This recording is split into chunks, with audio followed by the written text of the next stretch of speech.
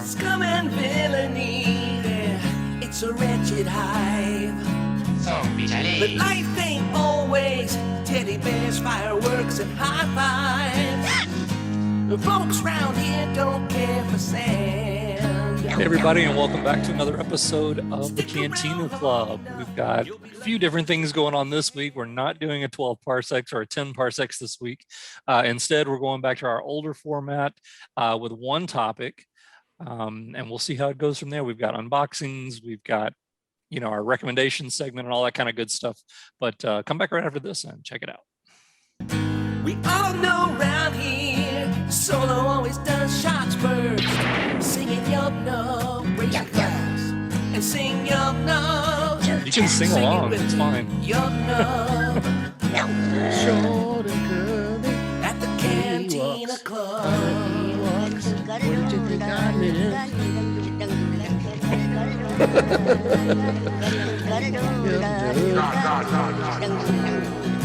All right. Well, welcome back. And apparently the show has been hijacked because we have someone has barged into our room here and calling themselves Gundark, I believe it is.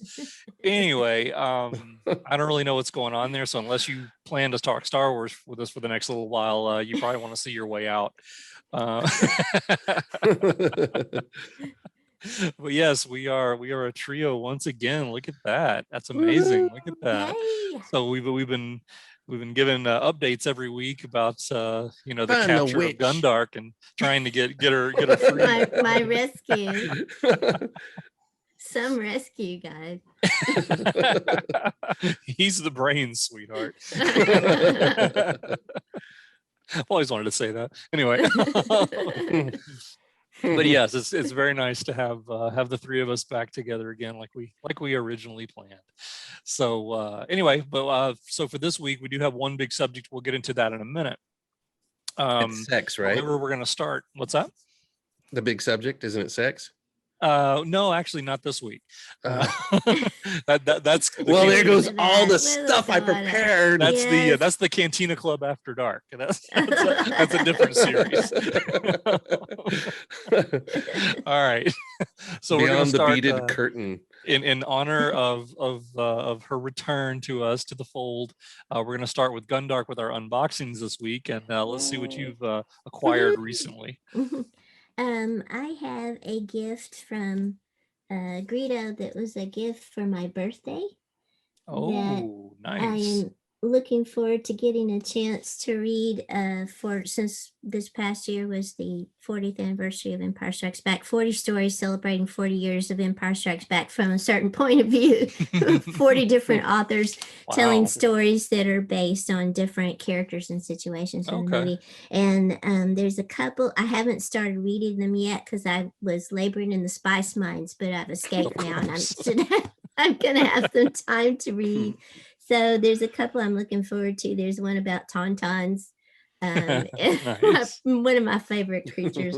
And then there's one. First appeared in Dickens. There's Tale one. of Two Tauntauns. What Tale of Two Tauntauns? There's one by Seth Dickinson that says he interrogates the cost of serving a ruthless empire aboard the bridge of a doomed Imperial starship. And I'm like, okay, anything that's about a feckless Imperial with a British accent is probably going to be good. And what I'm really hoping is that Imperial officer who was aboard the Star Destroyer where the bridge got destroyed right in the middle of his Zoom meeting with Darth Vader, where he was Right. zooming with Darth Vader, That'd be great. and they got destroyed by an asteroid. Yeah, Yes. I want to know that guy's backstory. So Yeah. that's what I'm hoping. Exactly. I'm hoping that it's that guy. So I'm looking forward to sitting down and reading some of the. And this is also cool because it says that some of the proceeds for this volume are donated to First Book, which is a nonprofit that gives books to kids in need and that supports literacy programs. And I got a little related item too that I just got for myself, Oh, which is nice. a Princess Leia pen with Princess Leia reading a book. And it comes from outofprint.com that makes book related accessories that is also donates part of their proceeds to literacy programs. So I'm gonna wear my pin and read my Nice. from a certain point of view. That's awesome. Very good. Very good. That's a pretty thick looking book there. Where you held when you're taking it. Yeah, that's wow. Very cool. 40 stories. So Oh, that's awesome. I got a lot of reading. And that was a gift from Greedo. Yeah. Wow. From a birthday. He actually can be nice. Okay. All right.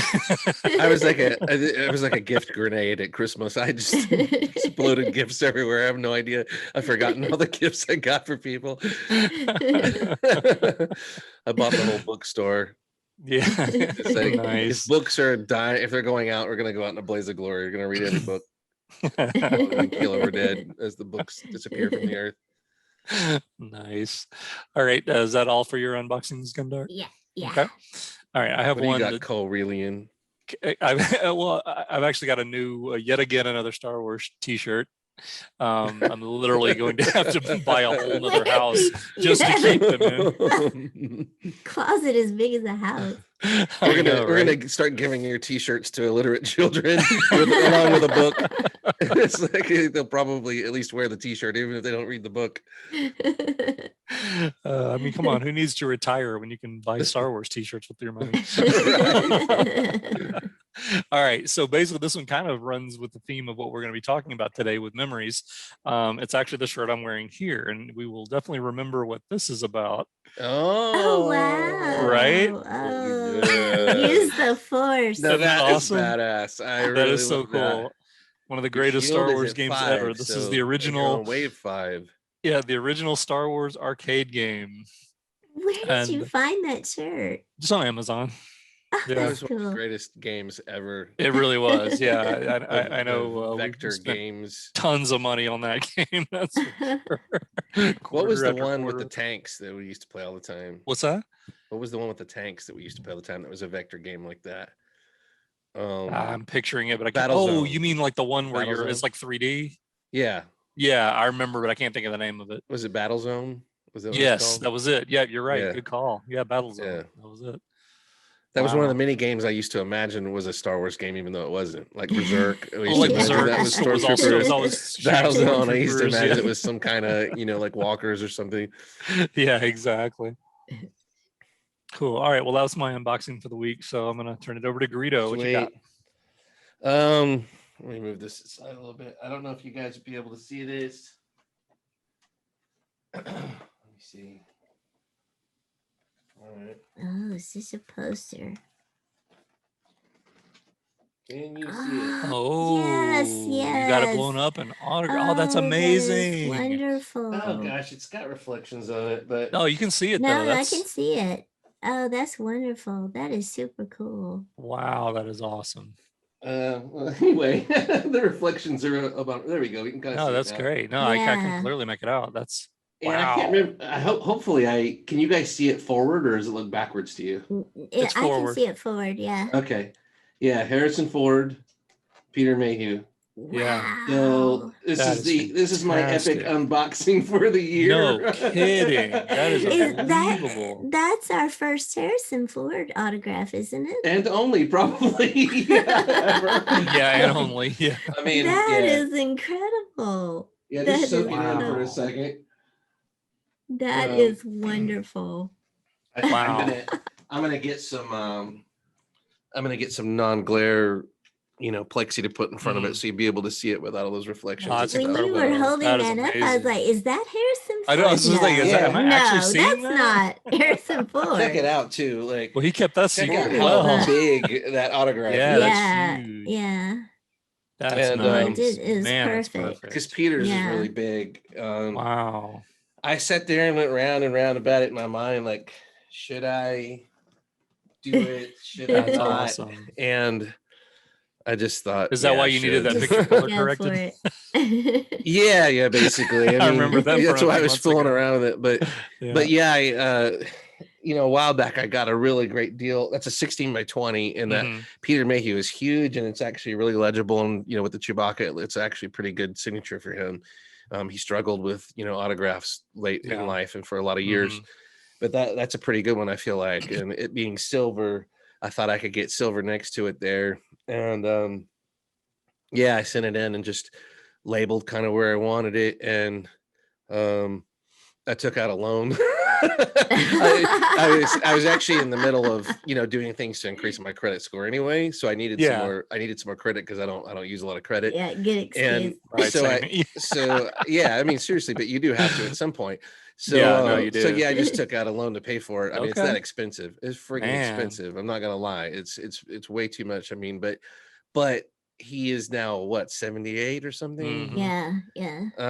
And You need to. yeah, and who knows if he'll ever sign again. And they extended it is what happened because of COVID. They extended the deadline, and I started looking around. Because I have like several things that would have been good, and my other choice was our Raiders poster, which Yeah. would have been pretty much complete if I sent it in. But I thought I really gotta, if we're gonna have one Harrison Ford thing, it probably should be Star It Wars. needs It to should be be Han Star Solo. Wars, Yeah, I yeah. agree. And since him and Chewie is so iconic and that's now complete, I don't have to worry about adding 5 more autographs. That's or something. unbelievable. I mean, that's That like is. okay. Even though it's only, I'm gonna make an executive decision here, and even though it's only the end of March, that is the unboxing of the year. I think so, Right. yeah. I think so Gogeta, too, nothing is gonna top that the rest of the year, I except think so. maybe my T-shirt. Yeah, your t-shirt's badass too. No, that's Yeah, awesome. That's awesome. That's it was. unbelievable. It I'm just was like cool. I'm like Gundark. I'm like, Is that? am I seeing what I think? Yeah, Oh my gosh, it I really thought, or did Peter Mayhew just write something else on there? Yeah, You know, yeah, Right. is he that wrote his report? Han Solo on that. Wow. Yeah. Wow. Because And we've been he did it, talking for years about getting a Ford autograph. He did it in Mhm. silver deco paint pen, so it looks neon. It kind really of. pops, I mean, yeah. it's Yeah. amazing. It really does. And Wow.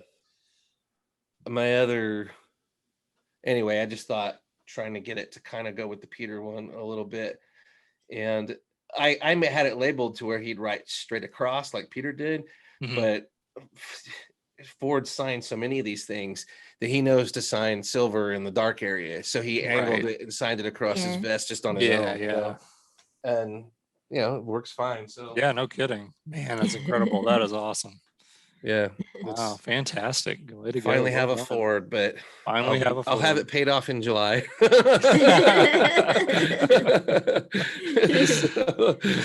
That's awesome. Very But cool. I feel like it's well worth it. And it being a 16 by 20 and stuff, if for some reason we get in dire straits and we need to sell it, I think I can get the money back on it. Oh yeah, that's something that's gonna hold its value In for the sure. future, it'll probably go up in value. I Yeah. don't want to think about that because I don't want to see that future, but Mm-mm. but that's not why I get autographs anyway. It's not an investment. Right. It's just Exactly. for our enjoyment. Exactly. All So right. maybe Well, we'll have to pass that piece around. Send it to Corellia and send it to wherever Gundarks come from. wherever Gundarks come from. Let people hang it on the wall for 6 months. Gundarkia. Gundarkia. Gundarkia. Okay, so that was pretty epic. How do we move on? That was incredibly epic. All right. Well, I guess- I wanted to wait till Gundark was back to. Yeah, that was fantastic. How long have you had it? Since January. Oh wow, you can hold on to it and be keeping. I don't know if I could have kept it quiet that long. There's no way. Yeah. Wow, no wonder you just- wanted to go it just- last. It was, and I, not to derail this whole episode, but the funny thing was it was sent FedEx, signature required, and they arrived on the one day I wouldn't be here to get it. Of And I course. was out, and so I had a text message alert sent, and I got an alert saying your FedEx delivery has been left, and it had said signature, and it was like Nixoplick or something, it was like some signature. I had no idea who it was. It was like IG 27, was the signature on it. And so I called Cantina mom and said, has they delivered anything today? No, nobody's been by here. Can you poke your head outside and see? There's nothing here. And I was like, well, and so I assumed somebody had just come by and snatched it, but then I found out our FedEx driver signs when she gets in this area ahead of time. and sends the notifications through, and then catches up on everything. So even though it says signature wow. required, she signs for it and then just leaves it on the porch. So she showed up later with it, and everything was fine. But That defeat the whole point of signature required. I know, but then we get into this whole issue of how completely overworked the delivery people are. No, I get it. And they're just I completely get it. slammed. They're asking the Wow. impossible. Amazon, UPS, Mhm. FedEx, they're all just completely slammed. So Yeah. it's her way of doing it. I don't agree with it, but I wasn't gonna file a huge complaint. And I had You several got things your delivered thought after out. that kind of came the same way. I would get that text saying, it's been delivered. I'd be like, no. But it didn't panic that time. But it was, the Ford. Yeah, that's less on panic it. worthy. They say it's been Ford delivered and it's nowhere to be found. I was like gonna run up and down the street. Where are you? Who has it? Nice. But yeah, I'm sure what's cool is it's got some of his fingerprints on it, because they sent me a picture of him signing it. Oh, good. And yeah, I've got it stored away here somewhere. But Okay. and he's got his hand just like floop right on the picture, Nice. So I went and looked, and it's like, oh, there's his fingerprints. So I got Harrison Ford, Cheeto dust, and whatever he was, Dorito Oh, dust, that's and awesome. fingerprints from Harrison Ford on there, which is more valuable than his signature, I feel like. Probably. Oh, that is awesome. But yeah, I'll show you guys. I signed a contract saying I would not publish the picture of him signing as a condition of getting it. So Gotcha. so I can't show it on here, but I'll show you guys later. Okay. Yeah, I'd love to see it. Awesome. All right. Well, nowhere to go but down. So we're just going to move into our recommendations segment. Cloud City or Rancor Pit. Once again, Cloud City means it's a positive recommendation. Rancor Pit is a negative recommendation. So I'll go ahead and start this week. I'll just jump in. I'm going to recommend, I have a Cloud City. It's a 3-season show. I just started the 2nd season today, and it's called Broadchurch. And I'm not sure if you guys have seen that. But yeah, it's it's a British, I guess it's BBC. Okay, the British version. The British version with David Tennant and Olivia Colman. Remake, yeah, David Tennant and Olivia Colman. Anyway, so yeah, it's just murder mystery kind of stuff, detective story. It's really, really interesting. It's season 1 caught my interest, and I watched that actually when my mom Corellia mom had come down had traveled here to visit with me, and she watches the show, so she got me into it, watching a few episodes with her, so I got hooked, and now I'm starting season 2 on my own. So yeah, it's really, really cool, really enjoying it. But so I highly recommend it. It's on Netflix. You can find it there. And again, it's a show that's done. It was a 3-season run. I believe it was back in the mid 20-teens, like 14 through 16 or something like that. So, but all right, guys. Who did you say is in it? It's David Tennant. He was formerly Doctor Who. Doctor Who, and Olivia Colman, who currently plays the Queen on The Crown. She was the Queen number 2 on the Crown. Really phenomenal actress. Anyway, so who wants to go next? I'll go next. Okay, Gundark. I have a Cloud City recommendation, and it's another Netflix series, but this one is a new one. It just came out this past week, The Irregulars. And I got an email from Netflix about the show based on my past viewing, and I normally don't pay attention to any of those things, but I saw the word supernatural and Sherlock Holmes in the email, and so I open it and look, and it says it's a supernatural mystery set in late Victorian London, and it involves Sherlock Holmes, and you guys know how much I love Victorian literature. Absolutely. And anything that adapts Victorian literature, and especially Victorian Gothic and supernatural and occult stories. So I thought, well, I need to check it out. I looked up reviews, and the review after review also said it's X-Files combined with Sherlock Holmes. I'm like, okay, click play right now. The X-Files is my favorite TV series of all. And like it's the cat of the Baskervilles, the hamster of the Baskervilles, cat of the Baskervilles, the parrot of the Baskervilles. It's been delightful. I'm in the 5th episode now. It's got 8 episodes, I think. So I'm nearing the end of the 1st season, and it is focused on the Baker Street irregulars. So Mhm. it's kind of doing a reimagining of characters from the original stories, and this Okay. focuses on the irregulars, who are the little street waifs that help Oh, with right. Sherlock's investigations, you know. And when I read that, I was kind of worried because I thought, is this going to be Scooby Doo? You know, it's going to focus just on the kids, you know. So I want to Scooby but don't. but the kids are just they're teenagers, so it's kind of young adult action adventure, and the actors performing the roles are just wonderful, and all of the characters in the irregulars are really well realized, you know, and developed, and the actors' performances are excellent. And then when they include other favorite characters, they're reimagined in really creative ways, especially Dr. Watson. You know, you usually think of Dr. Watson as the straight arrow who in the original stories always brings the pistol and defends the ladies and comforts the women and all that. See here, Holmes. Yes, exactly. Yeah. And in this one, he is just so sinister. So I am really excited to see where they're going to take the beloved characters, and I'm enjoying the new I characters. thought it might be that they people with added. digestive issues that Dr. Watson was treating, the irregulars. The irregulars. The He irregular, created Dulcolax or something. irritable bowel syndrome. So See if here, you, Holmes. There may be side effects. if you like period shows, period dramas that are also have a little bit of fun to them and reimagine a different period in a new way, and stuff that's related to Holmes, and you're not a purist where you don't mind them reimagining characters in creative ways, then you probably enjoy that shows. It's been Yeah. a lot of Nice. fun. Very cool. Very nice. All right, Greedo, what you got for us this week? I'm gonna dig back in the vault from a couple of years back now. I guess it's and go with another Netflix show, or it was on Netflix. I'm not sure where it was now. And it started on like the Lifetime channel, Mhm. and it's a show called You. Have you guys either of you Oh, guys I seen it? love that show. Oh, Yeah. okay. Saw it?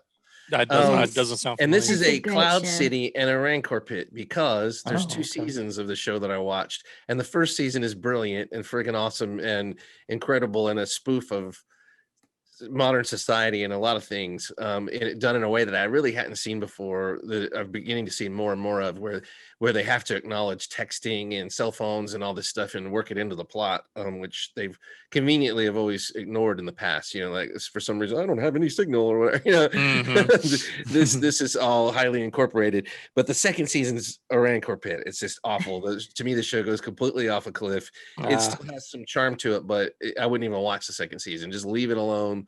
And the thing is, the first season kind of ends with a lot of questions that you want answered, so you rush right into the second one. And it's based on a series of books, and I don't know what went wrong, why the second season to me was so unappealing compared to the first. But I don't know if it was the source material or just execution, or the show outlived its day. I don't know. But this first season is a Cloud City, but it comes with a warning label or whatever, because the premise of the show is from the point of view of a stalker, and oh, and okay. and it's from the Lifetime Network, which is famous for all the men are evil movies. Yeah.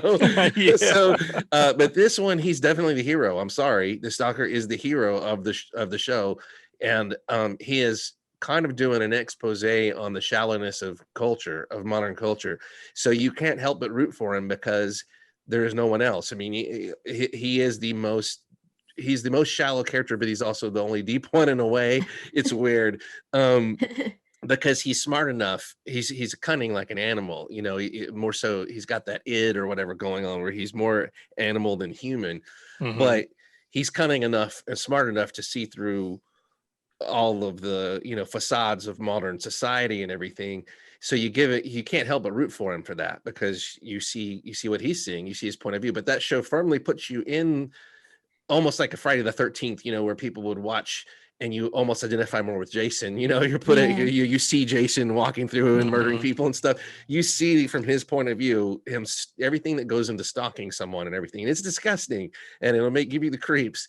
But you also, sadly, he's an anti-hero and you root for him. I just found it impossible to root for him in the second season, and there's just the lack of redeeming characters in the second season, and the plot kind of going off the cliff. So it's a Cloud City and Rancor pit. Watch the first season. It's called You. brilliant freaking performance by the guy. I forget his name. But to carry a show like that where you're so despicable is truly remarkable. It's not quite on the level of like Malcolm McDowell in Clockwork Orange or something, Yeah. but it is sort of similar. So anyway. Excellent. Well, very Yeah. good, very good. Yeah, I've got a show like that I'll probably bring out maybe next week. That was kind of it's a little bit of both. Yeah, there was a couple of one season that was just amazing, and then the rest of it just kind of went off a cliff, like you said. So I can totally It relate happens, to you the know, disappointment of that. Yeah. A lot of shows you have to get through the beginning to get to the good part because they find their legs or whatever. Mhm. But some, their best ideas and everything are done right in the front end, and if they extend it because they can, they get a contract or whatever, and it just never quite, comes together again. So Right, exactly. but it's tricky when you have a despicable person as your protagonist. It's so easy to fall off that cliff where you stop rooting for them, and so anyway. Yeah, absolutely. All right. Okay, so we're going to jump into our topic now. What we've decided to talk about this week. We've been kind of holding on to this idea for a few months now, waiting for Gundark to escape and return to us, which she now has. We're basically going to talk about. We're going to go back. We've obviously, any of you who've been watching us for any amount of time know that we have a history together. We go back to way before I care to admit, but literally back as far as the early Before stages the of grade dog school, times. literally the early stages of grade school, pre original Star Wars. So so we've been together through all of it. But what we're going to do is just kind of go back into the memory banks and just talk about some of these specific things that stand out to us memory wise about seeing the original trilogy together, seeing the special edition movies together, the prequel trilogy, etc. Because so many of these we've seen together so many times and had so many unique experiences. We're gonna just kind of delve into some of that and go from there. So I do have one question to start us off with, and what I want to do is, because I don't recall this and I don't know why, because my memory on this stuff is usually pretty good, but did we see the original Star Wars together in the theater? I know not on the first time, because I remember my first time my uncle took me, but I don't recall if we saw the original Star Wars, the three of us together in the theater upon first release. We did. I don't think we did. I think it was Greedo and me together the first time we saw it, and I don't think we saw it with the Trader during its first release. Yeah, I don't think we did. Pretty remarkable. It really is. Because it was out for so long, and we were already good friends. We're already friends for years by then, and yeah, that is kind of shocking. We were always doing Star Wars stuff and talking Star Wars. That's the thing, because I mean, even the Cantina Club existed, Yeah, we were having Star Wars birthday parties and everything. Yeah, that is kind of shocking. I was thinking about that the other day. I don't recall seeing that, so I guess we didn't. I guess we didn't see it upon first ever release. though. I have to imagine we had to have. But oh no, we have. We've seen it at least. We saw the special edition, of course. We'll get to that. But well, I know, but even back then, I would have to think we had to have seen it at some point. But I think a lot of times, Gundark and I went because I saw it a billion freaking times in the theater. I mean, I just lost count. But we would go in the afternoon and see it 2 or 3 times in a day. Yeah, because the people never threw us out. I don't think we were ever asked to leave. And but I can't imagine, but maybe it was me and you at different times went, and me and her went at different times went, because I can't imagine I went by myself too much. I might have. Yeah. And then it comes down to where did we see it? The 3 of us went together. I don't think the 3 of us went together. That's the thing. Yeah, I don't think the 3 of us did. No. Interesting. Okay. The first time I saw it was with a kid named Larry Brown. Oh, I remember Larry. Yeah. I have something to tell about that, because this is one of my favorite memories.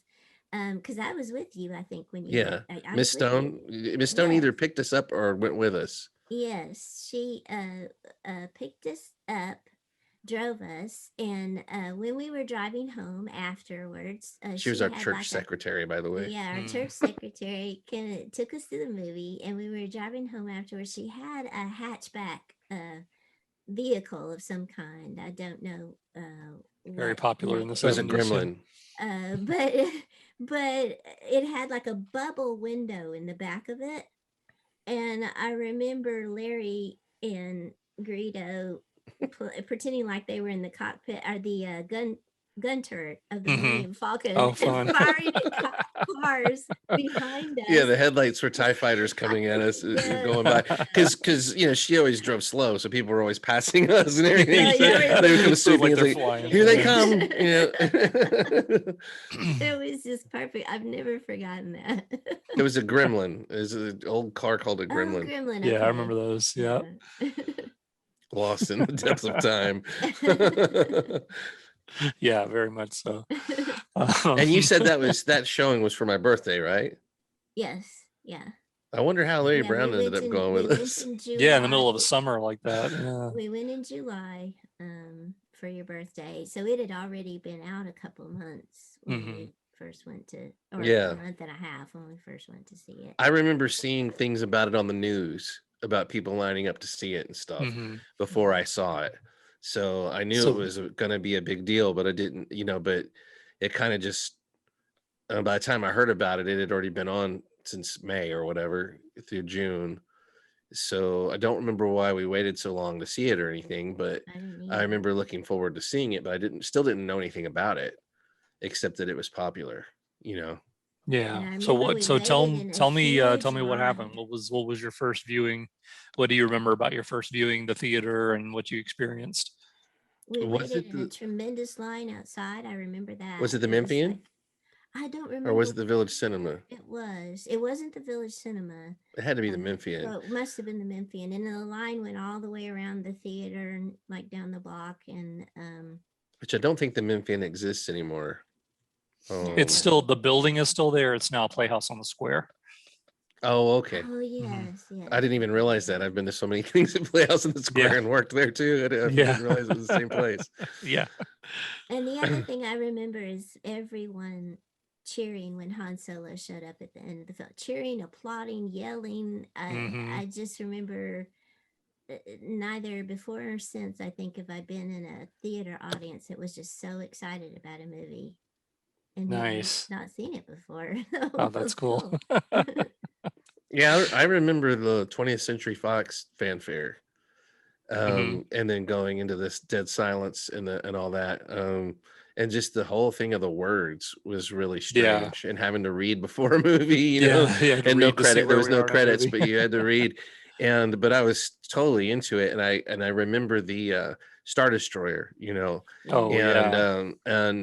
coming on the screen, and I've always had, I still have questions still in my head from the first time I saw it. How are the like the rebels when they're shot and running and all that stuff, just about the logistics of that scene and how the lasers seem to kind of go at weird angles and all this stuff. And is this guy dead? The guy they showed the close-up of, did he just get shot? How come it's different people in different shots? They seem to change.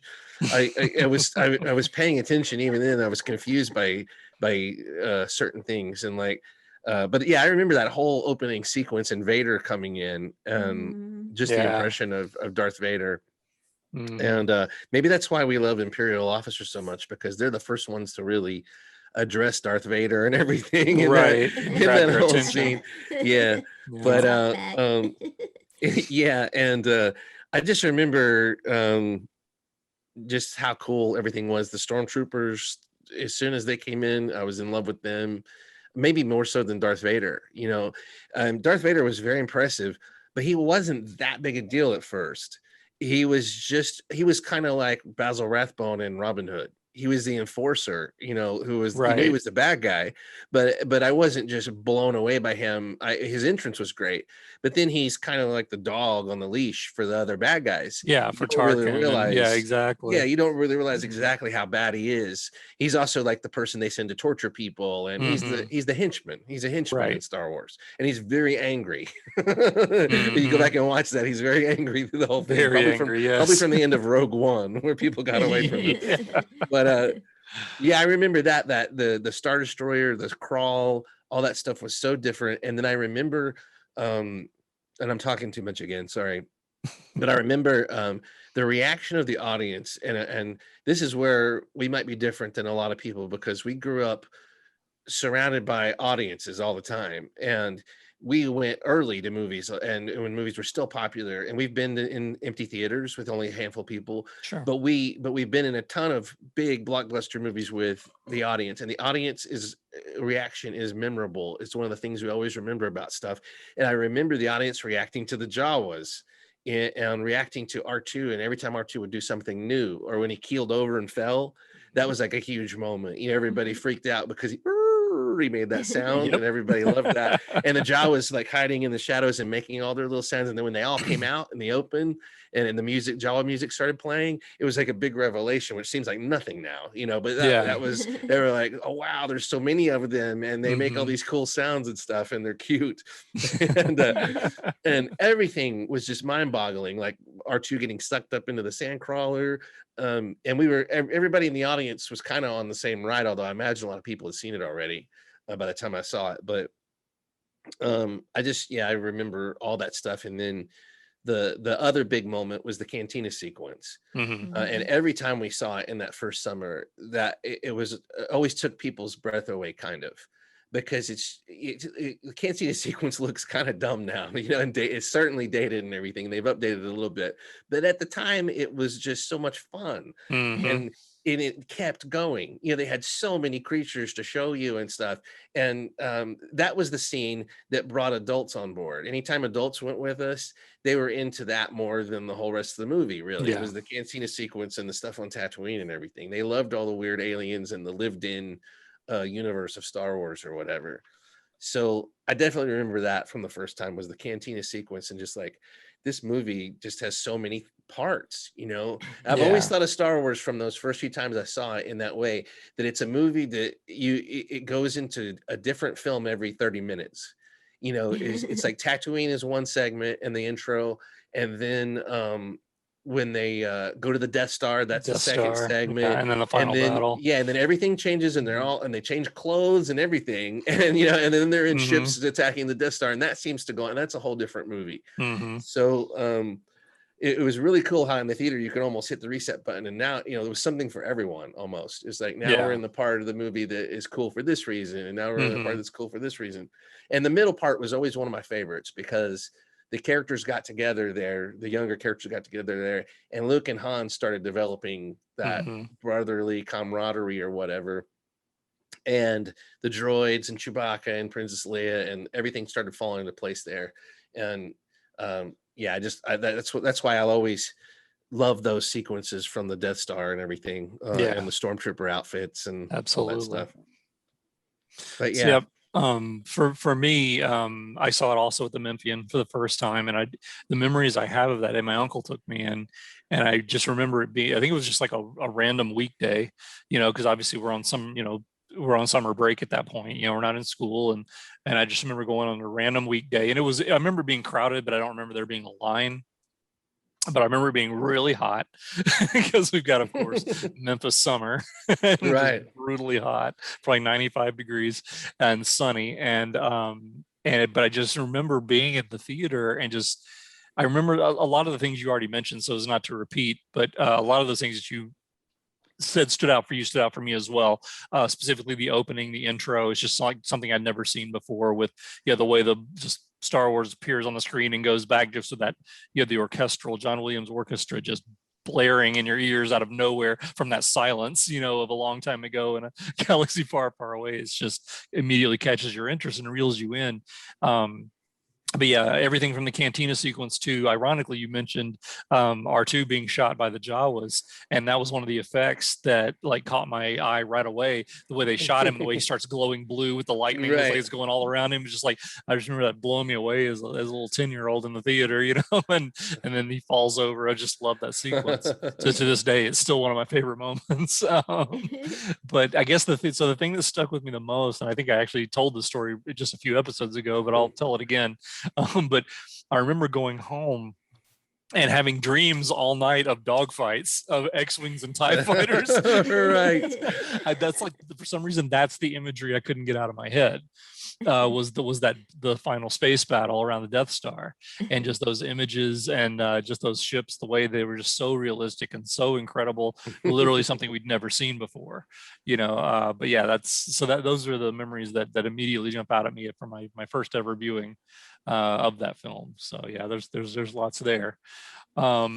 All right, do we want to touch on anything else on the first film before we jump into Empire? Because that one we know for sure we saw together because we've got that story. I want to say the other standout moments for me is I can still remember, and it might be my total imagination and a construct, but I swear I can still remember Aunt Beru saying, Luke, Luke, Luke, the first time, and the music changing and Luke running out or whatever, and you instantly knew, oh, we got a character here, Here's the protagonist. Yeah, or somebody I could identify with here.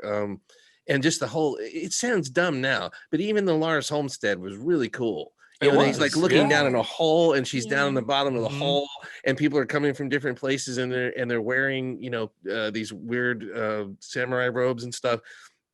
And just the way amazing, all going about business as normal, it just really drew you in. And I still remember that, and I remember the first time Luke turned the lightsaber on when Ben Kenobi gave him the lightsaber, and being fascinated by the lightsaber and the way, again, now it's dated, but at the time, the way everything kind of froze and then jerked into, like he went from, they had to hold still for continuity and then put the blade in or whatever.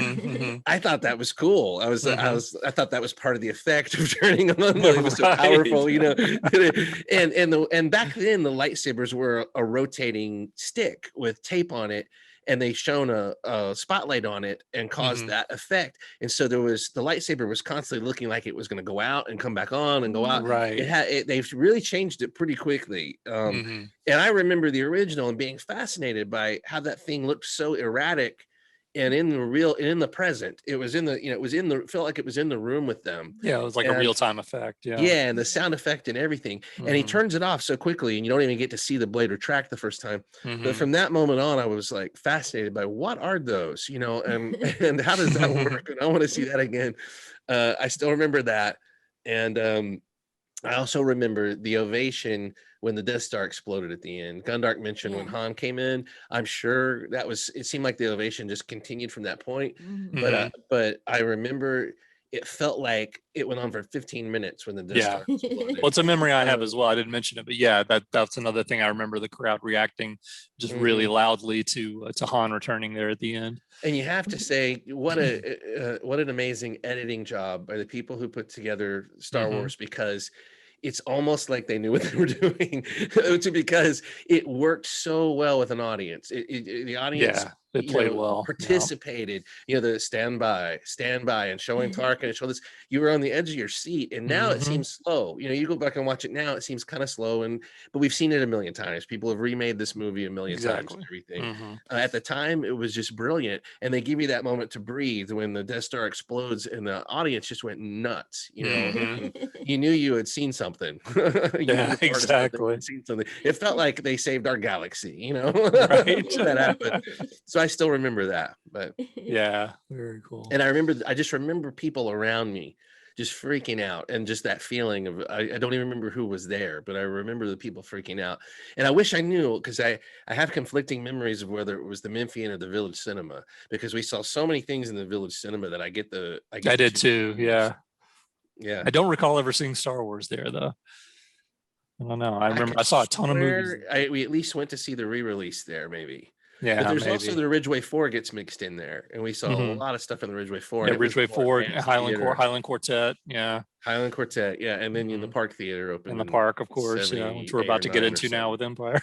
Yeah. Okay. All right, so I'm going to start talking about the Empire memories, because I'm the only one that remembers this part of the story, apparently.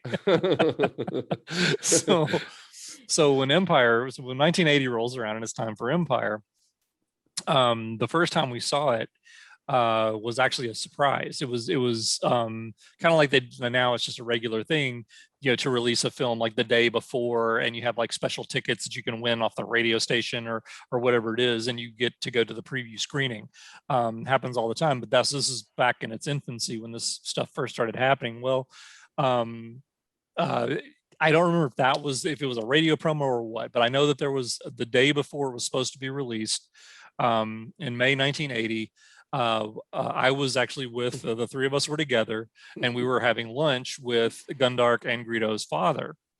So it was the four of us at Danvers restaurant on. I remember that very well on Perkins. I just remember this so well, like it happened yesterday. For some reason, it just stuck Roast with beef me. Sandwich. Yeah, exactly. I remember exactly how many roast fries. beef sandwich.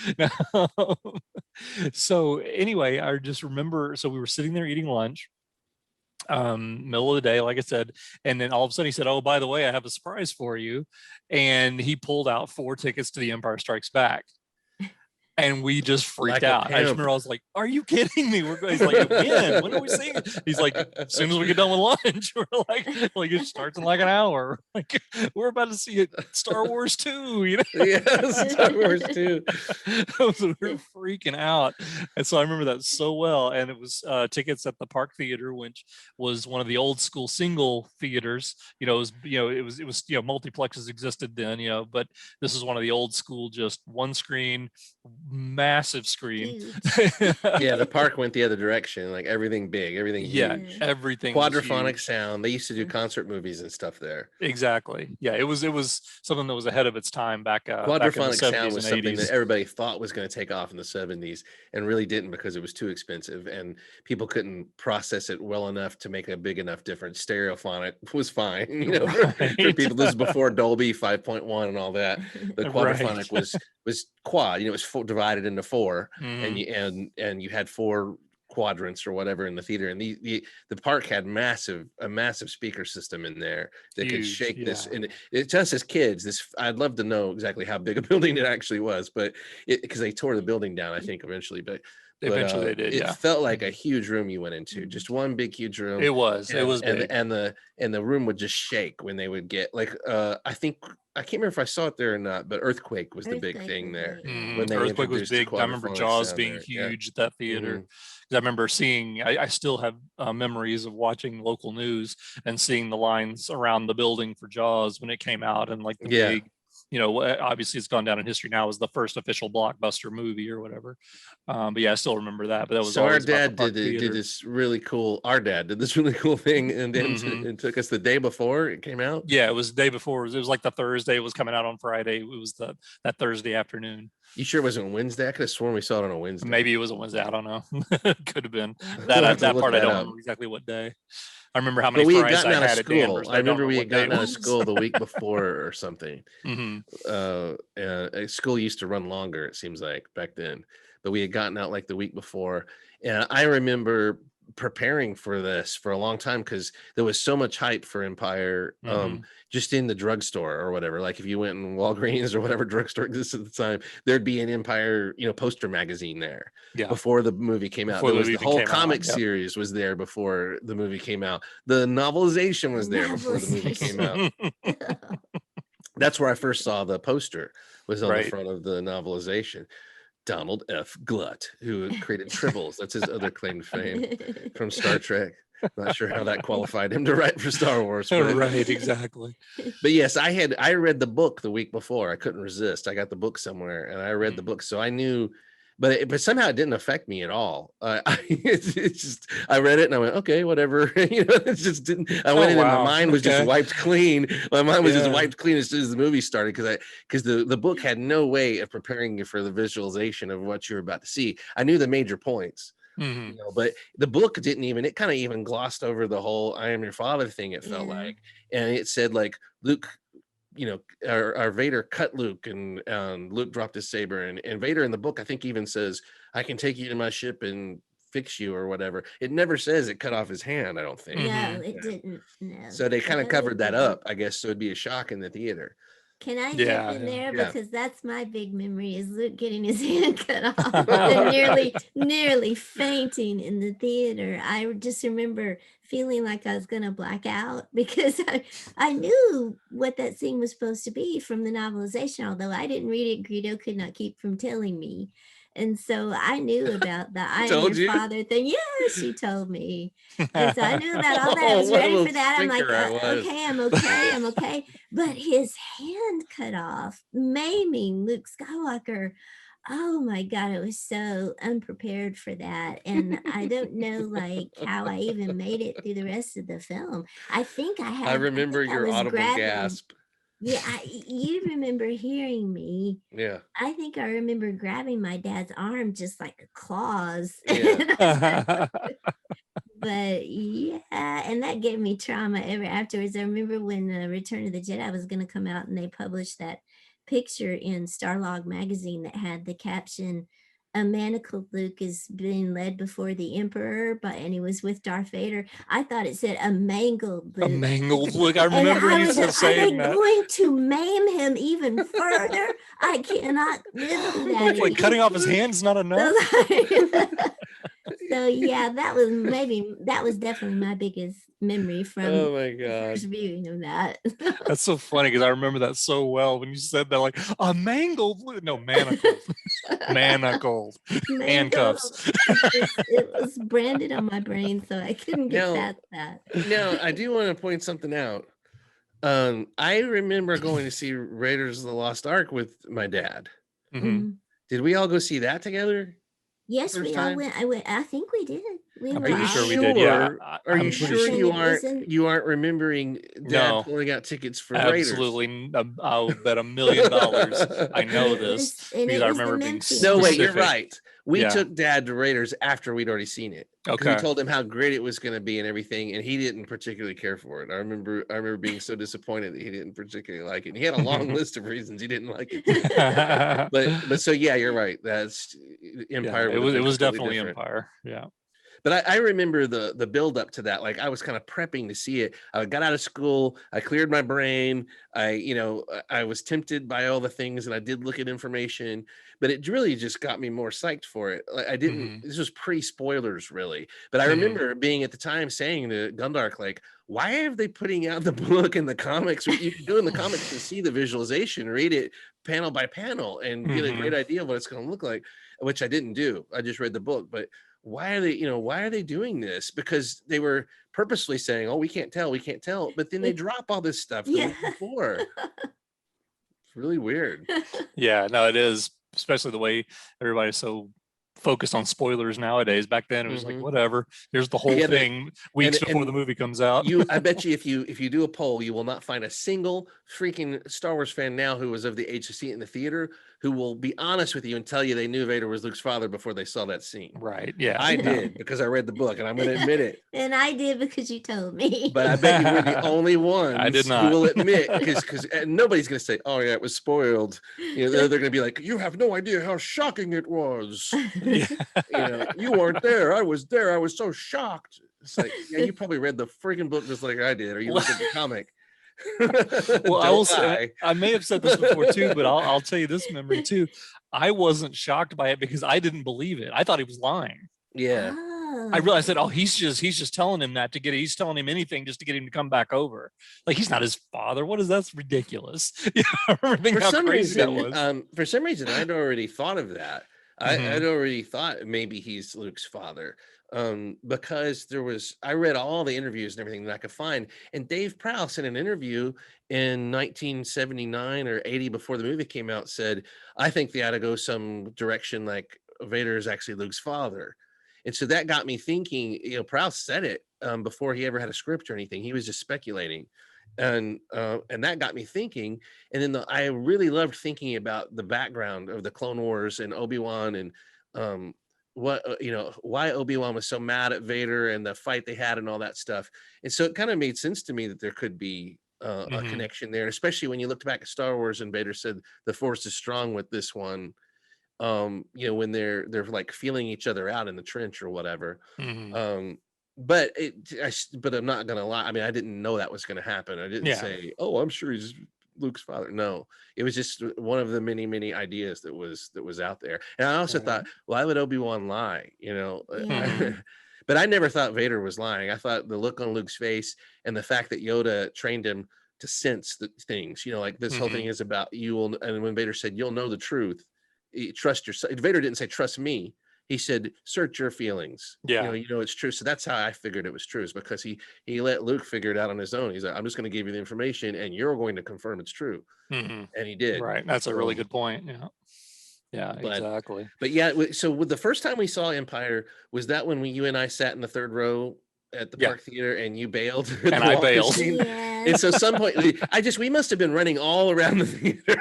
Because I came back. I was came back and then I went back. I was sitting farther back with my father. So I must have been, I stayed a long time down there, but then eventually went back. Yeah, me and Brian were, me and lightsaber fight were third row.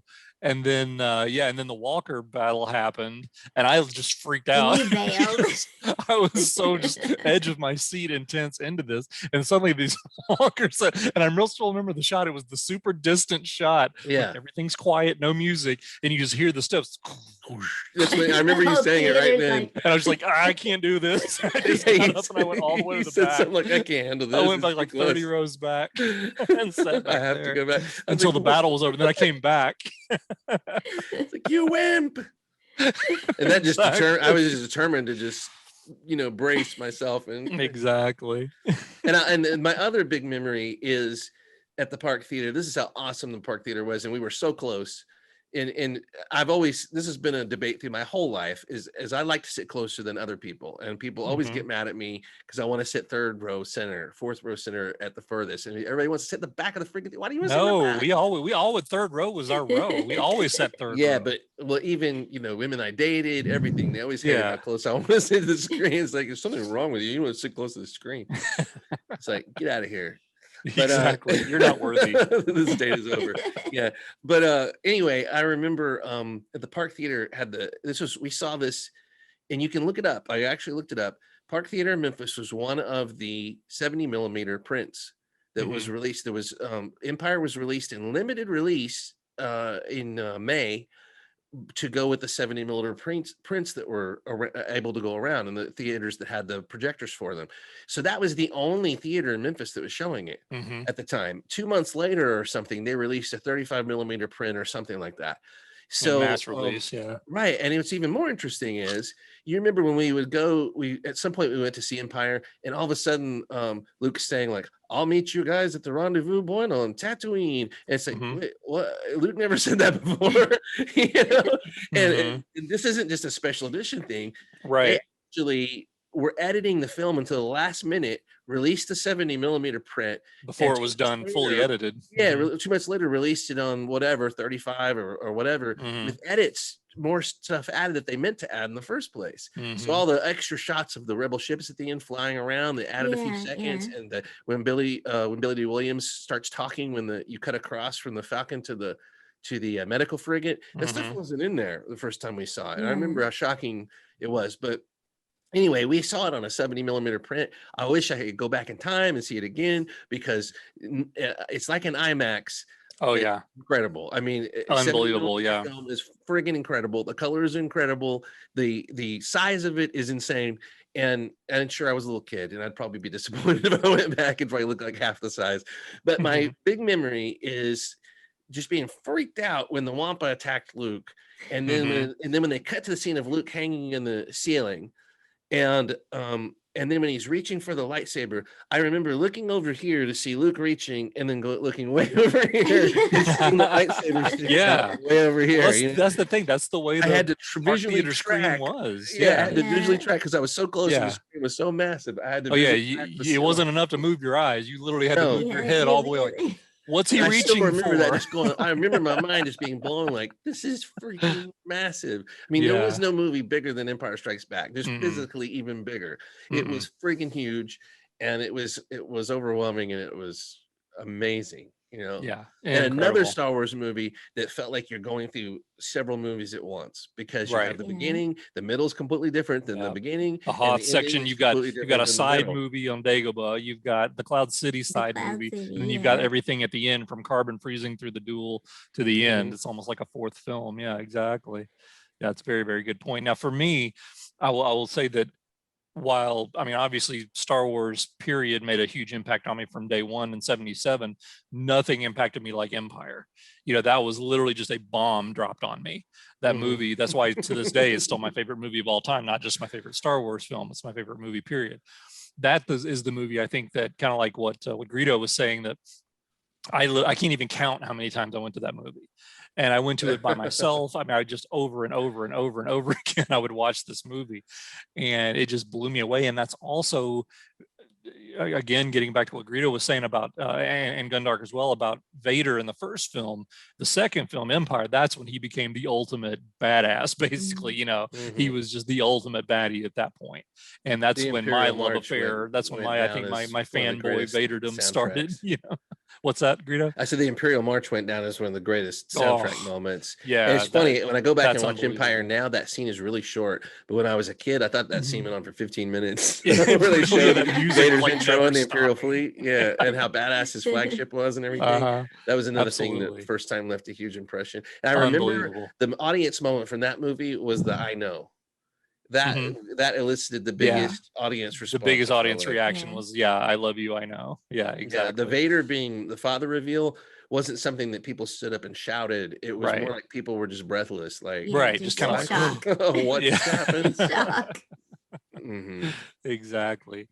Okay. So any more Empire memories before we move on to Return of the Jedi? Yoda was amazing. I remember that, Yes. and I remember my first time thinking, "It's Fozzie Bear." Yeah, the voice had a little bit of It Fozzie, took me. didn't It took me a few viewings to get over that. I Mhm. was really, because I'd seen so much Muppets. Mhm. I Yeah, was like, "That yeah, is we all Fozzie kind of grew Bear." up on that at the Yeah, time. Yeah. I expected Yoda to play the piano and be like, "Ah," That's awesome. I love it. Yeah, there's so many things about that film that just resonated with me from day one, that it's just, to this day it's still my favorite film of all time, like I said. All Yeah, it's right. amazing. Okay, so getting into Return of the Jedi, this is, we've talked about spoilers. This was my first experience with spoilers, was Return of the Jedi, and it was that Starlog magazine, if you guys remember. The opening cover had a trifold, Yeah, look, and it coming was a up. picture of the second Death Star. I'm like, Yeah. what? Now, Yeah, obviously, they I made didn't know another one going of in, those things. and I didn't realize, of course, that 2 weeks later I'm seeing the movie and it's the opening shot of the movie, so it's not like a big reveal at the end or something. But still, I go into it. I'd rather have gone into it not knowing this. But anyway, just kind of as an aside, that's my first ever experience with spoilers, was seeing that picture in Starlog magazine of the I just second Death Star under I don't want to construction. derail this, but I want you guys to know I got a very important text here. It says, "Hey, I am Linda. I am 24-year-old. I will meet you. Now, where are Oh, you? If you want so." oh, It has a link. Should I click on the link? I think so. Yeah, I mean, I she think that's sounds like highly a nice advisable. person, right? Yeah. Linda, 24 So year I guess old. you have to take off then. Yeah, I should Okay. probably go Well, meet Gundark her. and I can finish up. I should probably click on this link and put in whatever information it asked me for. Yeah. Start with your social security Yeah. number. Oh, I'm Greedo of the Void. Your King Greedo would be happy King to meet you, Greedo. Linda. That's awesome. No, anyway, I just deleted that. It's the era we live in. So who wants to tell the story about how we saw this movie Gundark before should. the actual premiere? Return of the Yeah, Jedi is her Return film. of the Jedi. Return of the Jedi. Empire was Corellian's film. Return of the Jedi was Gundark's film. Yeah. It was a local radio station in Memphis was holding a radio contest giving away tickets to a preview showing of Return of the Jedi the day before. I think it was supposed to be in It general was a release. Tuesday. Yeah. The preview Okay. was on a Tuesday night, and I think it came out on a Wednesday. Yeah, and you had to call in. It was a phone call thing. You had to call into the radio station and And be the ninth caller or yeah, whatever. whatever Yeah. number caller would win 2 tickets.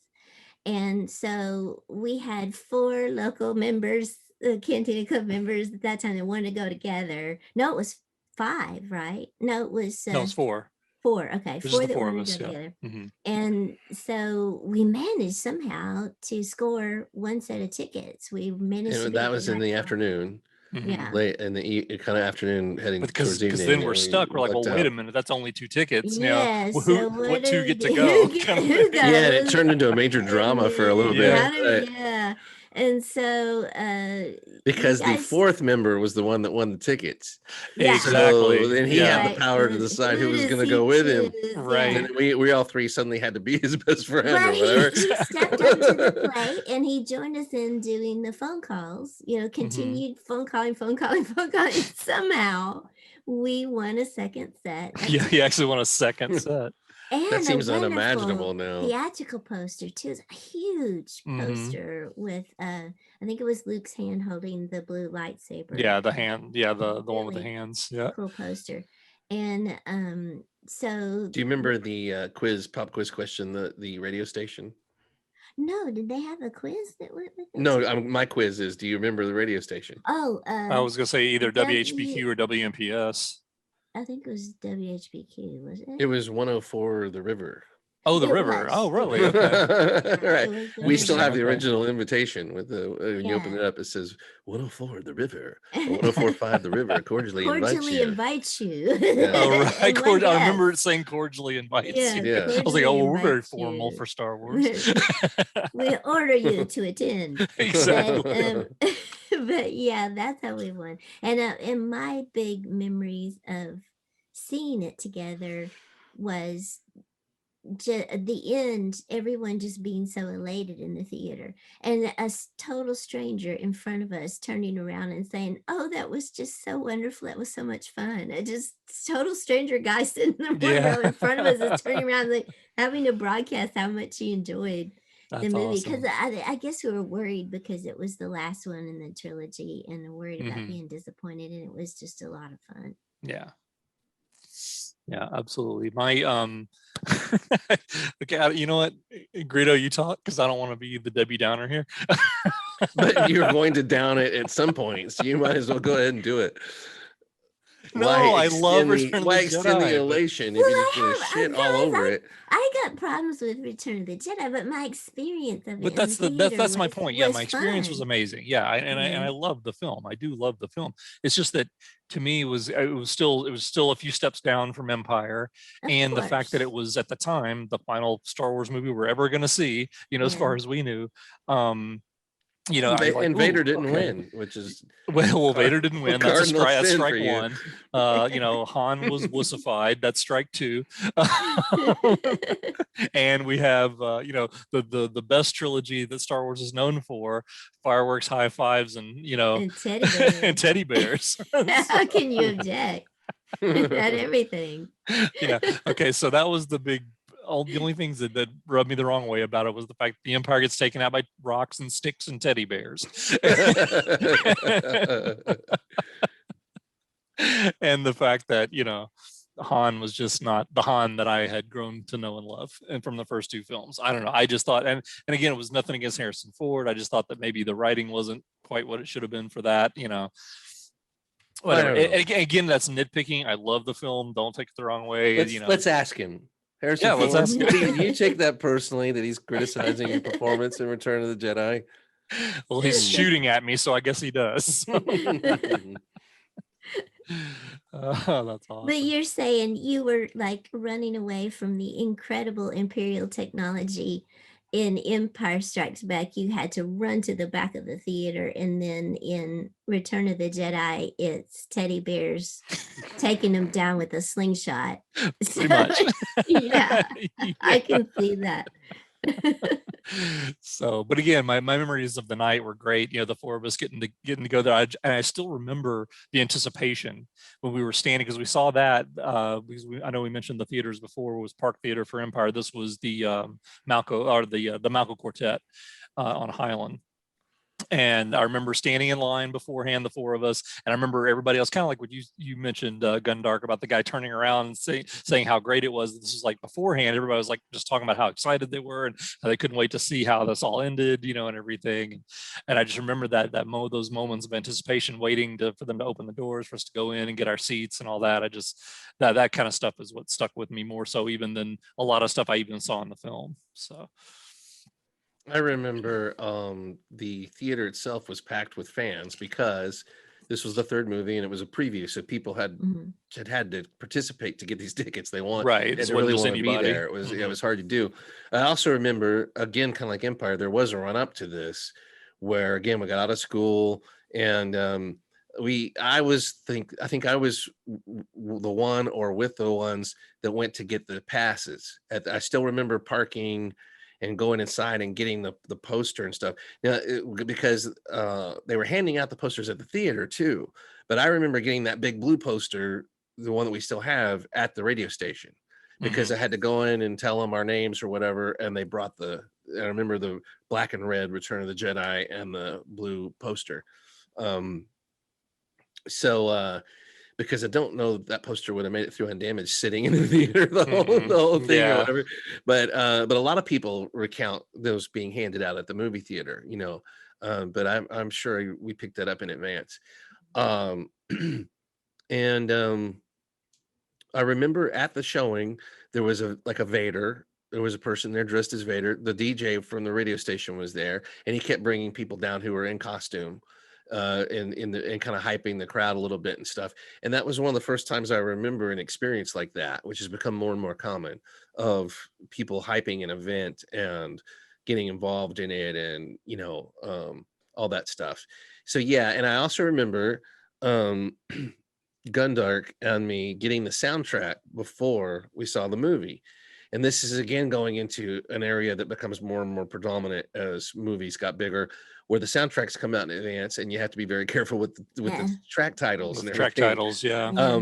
And in this case, there was a track called Luke and Leia's theme or something like that. And so Gundark got all like on cloud nine, thinking they were going to have a relationship, like a romantic relationship. And I was like, I don't think so. And she was like, what? I remember her to this day looking at me and go, well, what else could that mean? There's the title Luke and Leia's theme. Why would they have a theme? And I was like, well, there's a whole freaking movie for them to do stuff, together. It could just be a theme. Little did I know. I don't know what it means, but it doesn't mean they're gonna make out. So, because I was like, sure, that wasn't gonna happen.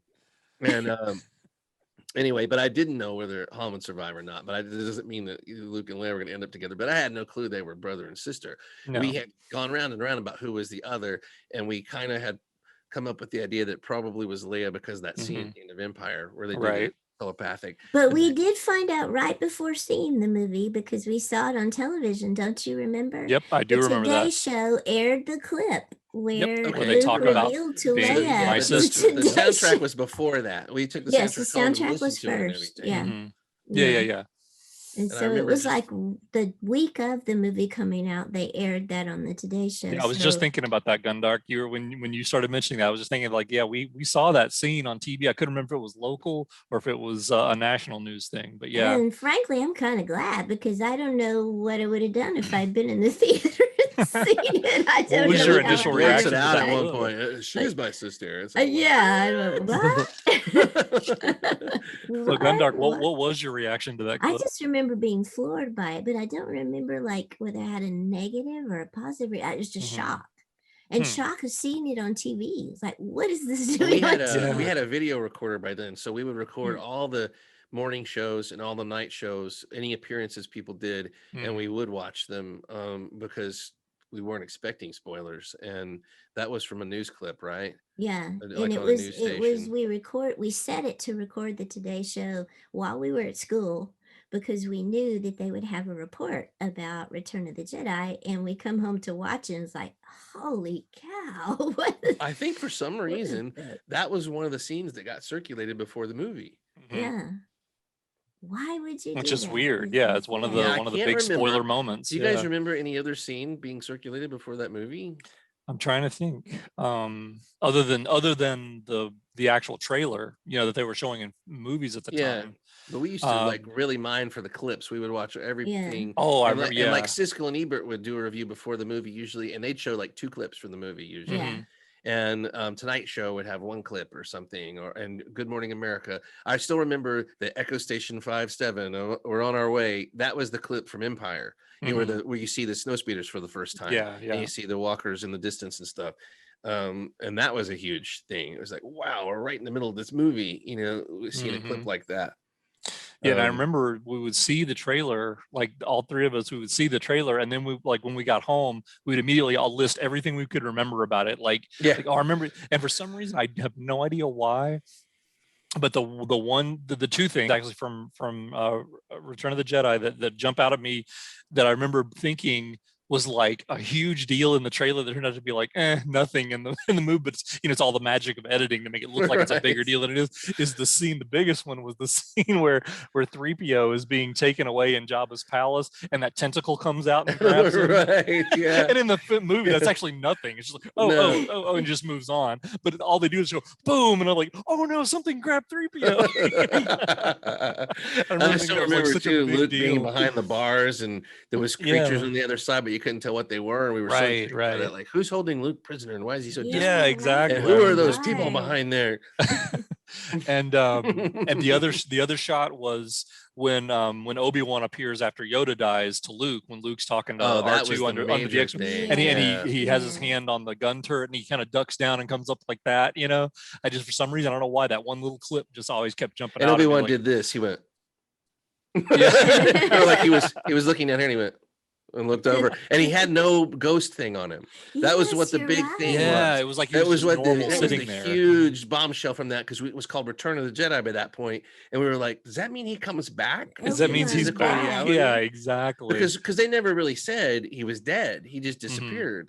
The old man was no longer there. He had vanished. But so we were really speculating he might come. That was what the return was going to be. Was he was going to come back to life? Right. Because the preview trailer didn't have the effects yet on. I've forgotten all of this. I'd forgotten that too, but I remember it now. Yeah. These are the side effects of obsession. When you're obsessed with something and you analyze every little thing. But yeah, what I remember too in that that first showing, sticking to the first showing, this has been our topic so far, and we've gone way over, so we should probably make anything else a second episode. But I remember people having a good time with the Ewoks, and especially the scene where Princess Leia and Wicket bond. People could relate to that because it was like kind of like training a pet. He was cute, but he was also still had really cool Ben Burt sound effects, and somehow he was cute without being too cute at that point. Now, when you get into them battling the Empire, yeah, it got ridiculous and stuff, but the whole lead up to that was pretty funny. With Han gonna be barbecue, whatever. Yeah, exactly. C-3PO being a god was hilarious. I remember people were really behind all of that. Really funny, yeah. But I also remember there being trepidation and a lot of people saying Lucas is sold out for merchandising, and they're blatantly in it for merchandising. But when I saw it, I was kind of like battling like kind of embarrassment, like I don't really like the Ewoks, but then also going, they're not so bad, and I've had that reaction ever since. I'm always going like, I hate them, but then when I watch it, I'm like, they're really not that bad. Okay, they're not that terrible. No, some execution fell through, and they were blatantly put in there just like porgs, for merchandising, but they actually did some pretty funny, it's almost like if you had just miniaturized a Wookiee civilization or something. It was almost as legitimate as any other Star Wars. Ben Burt brings so much, I mean, the sound effects were so great. And yeah, so, and there were some good, they weren't just totally harmless for cutesy stuff, Yeah, they actually had a little bit more of an edge to them than you think. And they hated the Empire and they were willing to fight and all that stuff. But yeah, the scenes like of the, hanging from the speeder bike and, that thing, he would be dead as a doorknob and, all that stuff. Agreed. But yeah, but overall, I can still go back and tolerate them. What do you guys think? The first time we saw it, we had, of course, the original ending with the original Ewok music. Mhm. When you watch it now, do you prefer the original ending or the special edition ending? The Yub Nub Celebrate the Love, or do you? I think I like the Celebrate the Glove. I like the Yub Nub, I think. I mean, it's silly, but I like Yub Nub. Yeah. it's so reluctant. I'm gonna put that on. You a loop. like Yub I'm gonna Nub. I like sample Yub that. I Nub. like Yeah. Yub Nub. Yeah. You want Yub Nub? You want Yub Nub? Yeah.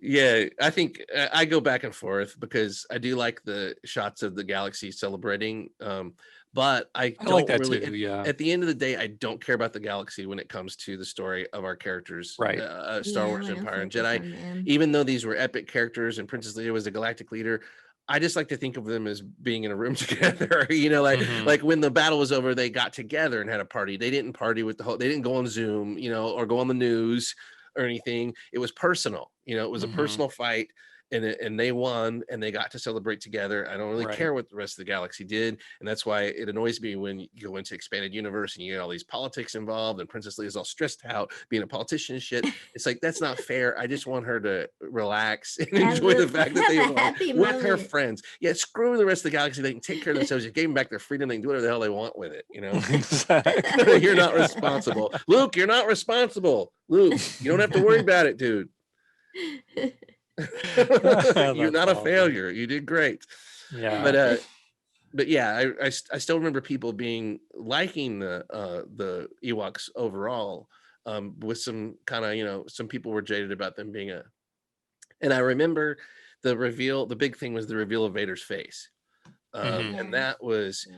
to me, more controversial than the Ewoks. The whole idea of Vader becoming a good guy and them saying, "You are now a good guy." The end. You were bad, Mhm. and now you're You totally were good. redeemed. You were Yeah. totally bad, and now you're totally good.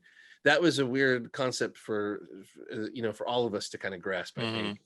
And such a great moment when they take the mask off and the music and everything. But I remember being like, do I want to see this? Do I want them to go this far? And Mhm. because the whole thing's over, when Vader's mask is off and everything, the whole thing is over, right? Yeah. So I wasn't really ready for it to be over, but I also didn't want to see him being just a normal person. And I still thought it was going to be James Earl Jones, as crazy as Mhm. it is. And Right. frankly, I don't care in the Star Wars universe if about races and stuff. Absolutely not. I don't see why Luke's dad couldn't be black. That makes no sense to me that he couldn't be black. I know Mark Hamill is as white as they come, but I don't care. It's like it's a galaxy far, far away, and so I still kind of expected to see James Earl. So there was some. I've always with Jedi, there's been disappointment mingled in there with, and I've always felt like that kind of 3 years almost wasn't enough to get that movie right. Mhm. It's the one that felt a little rushed. And it's funny because Star Wars is the one that everybody says was a mess and was saved in the edit, but it doesn't feel as much of a mess as Parts of Jedi does. Yeah. Parts of Jedi do feel like a mess, like the whole Jabba's palace thing, which has become legendary. But Yeah. at the time, it was hard to understand. It's like, what are they doing? What exactly is their plan? Why did Luke Why let are we Leia go starting in there by here? herself? Yeah. And then- Right. And then let them put Chewbacca in the cell? Like, how is she going to get Chewie out of the cell? They're just going to leave it, and the droids he gave him as a gift, they're going to leave them. Right. I'm being very confused. Yeah, none of that stuff made any sense. And why the whole "you'll have combination sickness"? Like, why are you still talking like that? He doesn't know. He doesn't know you're in disguise.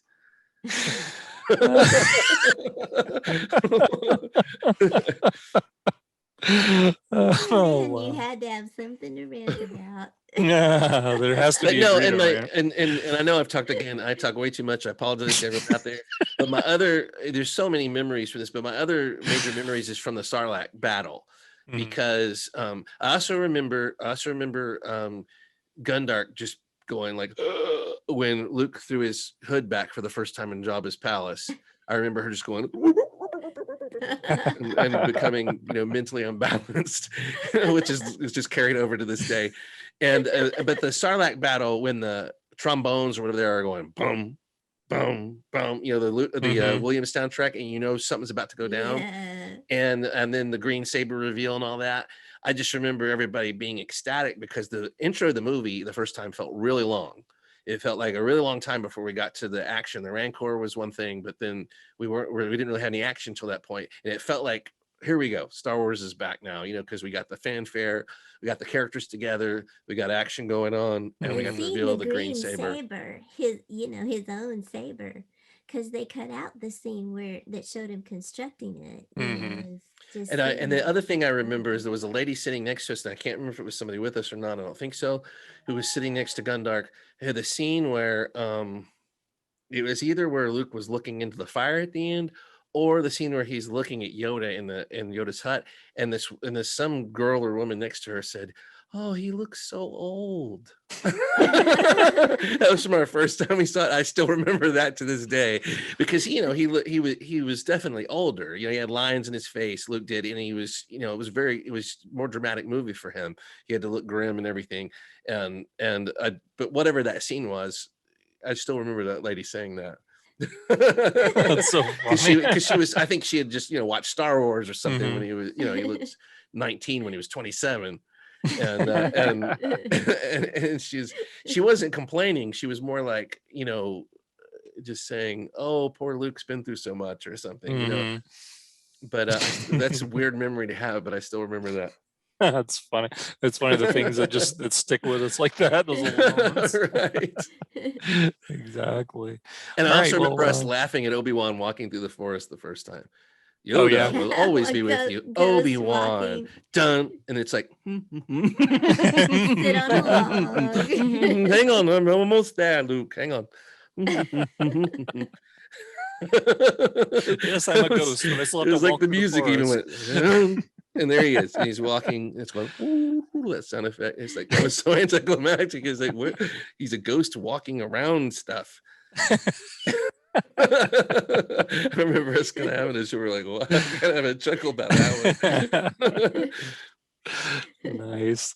All right. Well, any final shots before we wrap up for this week? Because we're definitely gonna have to go into another episode. We've gone on for an hour and 25 minutes, and we're just in the original trilogy. No, I just want to say, I don't know. I hope people in the future have the chance to experience things like that again, because it's looking like it's going by the wayside, which I never could have imagined truly, as quickly as it has.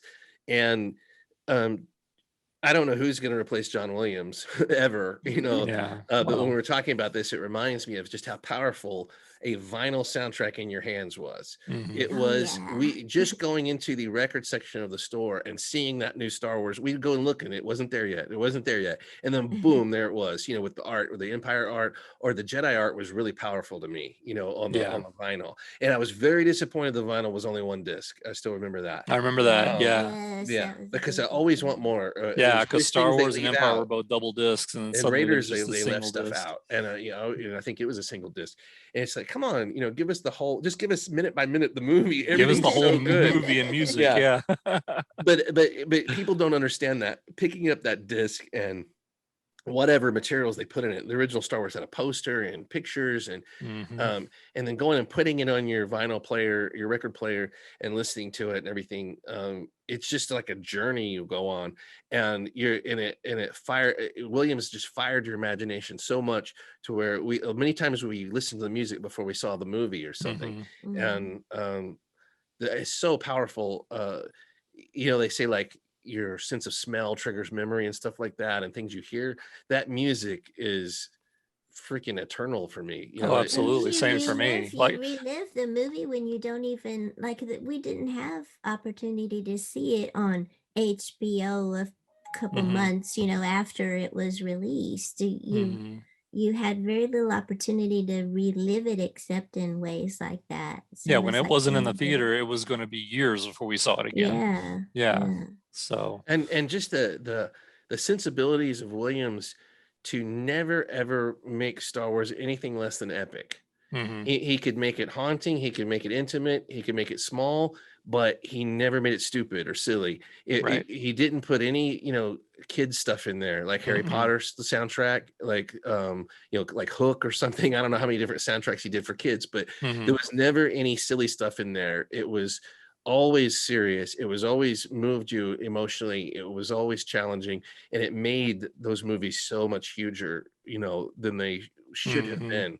And even just the transition scenes, every little piece he wrote is just miraculously cool and badass. And Empire is definitely probably the best, although I don't know. But it's hard to say between Star Wars and Empire. I think those are both way better than the Jedi soundtrack. But anyway, just that thinking back on that, that's the thing I wanted to close with, was those vinyl and that experience of going and getting those and looking at the track titles, and the way that soundtracks used to be linked to movies in a different way. Now it's more about pop songs and things like that, and concepts. There's still a lot of cool stuff going on with soundtracks, don't get me wrong, but there was a link there of anticipation, and I don't know how to describe it, but it started with Jaws with Williams, and Williams was a huge part of it. It went all the way through E.T. and Raiders and all of his stuff. And I don't know if we'll ever see the like of that kind of thing again. That kind of, exactly. Yeah, it was crazy. Well, I'll close my thoughts on this saying it's been an amazing 46-year run so far since Star Wars originally came out, and with all the memories that we've had, which again, we've had so many more that we haven't even touched on yet that we'll get to in future episodes, but there aren't two cooler people in the world that I'd rather have shared them with than you guys. So if I could do it over, I probably would have had Larry Brown for all three movies instead of you, but okay, cool. I can see that. I think he moved away or something. Just bring me in as a stunt double. Stunt double, stand in for Larry Brown. It's like, you want to see Empire? No, I saw Star Wars with Larry Brown. I better stick with him. Yeah. I love you too, Greedo. All right. Gundark, what do you think? Same here. I mean, some of my best memories come from sharing these things with you guys, and I'm excited about being able to talk about the other movies and other viewing experiences we've shared. So I think this is a cool idea for a series. Yeah, let's get a little too mushy for Greedo, so we're gonna close there. He's starting to get real nervous. I can see him fidgeting. All right, guys. Well, thanks for sticking it out with us, and I hope you enjoyed our memories as well as we did. Share your in the comments. Tell us your memories. If you were around for the original trilogy like we were, if you still remember, the first time you saw it, or even if it was, much later. Say you were born in the 80s or 90s and you went back and watched them on video first. Just let us know what you thought. What were your first impressions? Hit the like button. Subscribe to us. We've been unprecedented lately, releasing an episode a week for about 3 months now, which is almost unheard of, and we've managed to do this without a Gundark. So but we're always stronger with the three of us. So clearly by the running time, you can tell that. Yeah, we've only got like 6, 7, 8, 9 more movies to go through. Yeah, that's all of our memories. We can probably get that done within 10 hours. So to the next 8 or 9 holiday special memories. The holiday special edition. All right, guys. Well, thanks for everything, and we will see you next week. Bye. Scum and villainy, it's a wretched hive.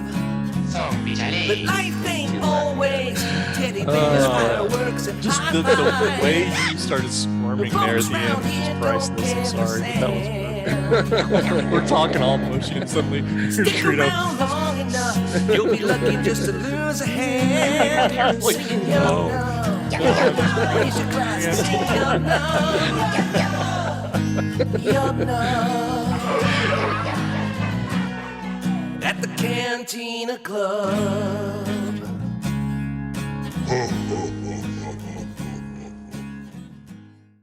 Oh my goodness. He's stuck on a loop. He's got lots to say now. So does he have a belly pocket there? Yeah, he does. And that's where his little voice box is. So, Is that what that is? yes, you open it up that's to perfect. turn him on. And Okay. Sometimes he just randomly goes off.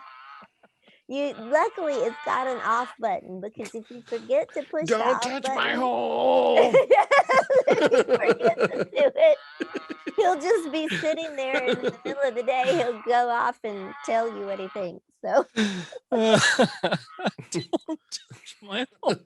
He really has that look of something that's been touched a lot of times in the in his special places, and he wants out. Like, I can't wait till you open the door and you're not looking. Oh no, it's summer. At least your house is 8,000 degrees below zero, so you should be happy. If he goes outside now, he'll drop over from the heat.